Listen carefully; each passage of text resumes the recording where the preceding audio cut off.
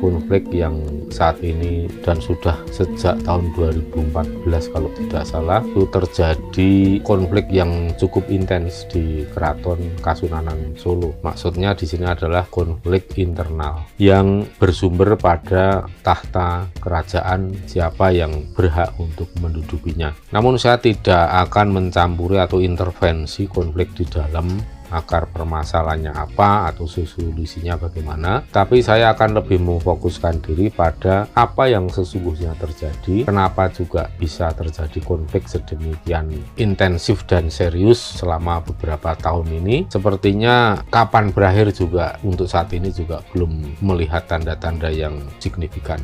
Menurut saya pribadi, saya pernah membaca suatu serat Jongko Joyoboyo yang di situ ada mengindikasikan suatu peristiwa yang dialami oleh Keraton Mataram yang ada di Solo, yaitu Keraton Kasunanan, dan Keraton Mataram yang ada di Jogja, yaitu Kasultanan Jogja. Tanda-tanda itu sebagai salah satu pertanda alam atau sebagai salah satu petunjuk akan segera datangnya calon Ratu Adil. Mungkin ini membuat panjenengan para pemirsa menjadi sangat penasaran ya, kenapa seperti ini juga ada kaitannya dengan serat Jongko Joyoboyo, kemudian rawe calon Ratu Adil ya. Baiklah, untuk itu saya akan mengambil beberapa referensi dari serat Jongko Joyoboyo. Di antaranya salah satunya adalah Jongko Joyoboyo petikan serat tangan dengan kemasan upuh pangkur.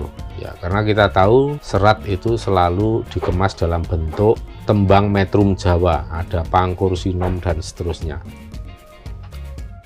Jadi Yogyakarta dan Solo itu diprediksi pada zaman dulu itu akan pisah daratan, tidak menyatu lagi tanahnya, bukan karena terbelah Pulau Jawanya, tetapi karena ada dibelah oleh sungai. Kemudian airnya mengalir hingga menyentuh masuk ke daratan Laut Selatan, dan itu menjadi pertanda, suatu pertanda zaman, dan disitu disebutkan para demit kagegeran, yaitu semua titah alus menjadi geger yang kemudian masuk ke wilayah daratan, terutama daratan Pulau Jawa dan mungkin Nusantara ya. Dan semua itu sebagai diungkapkan itu sebagai wadianing Sang Ratu Dewi, yaitu itu adalah titah alus yang di bawah kendali dari Sang Ratu Dewi. Sang Ratu Dewi itu bisa diidentikan sebagai Kanjeng Ratu Kidul.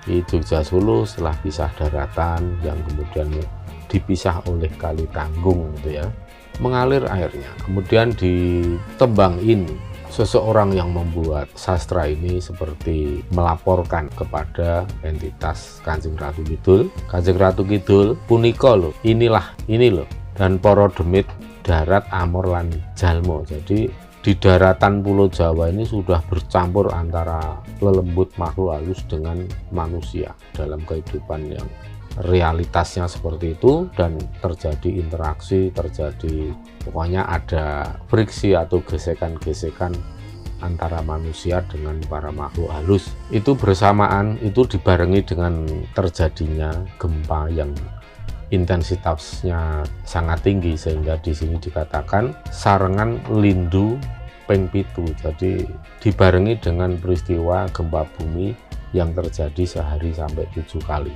Nah, 7 kali ini mungkin terjadi di suatu wilayah yang sama ya, dan itu membuat bumi seperti berguncang ya, kemudian menandai goro-goro, gunjang ganjing, bergemuruh di mana-mana.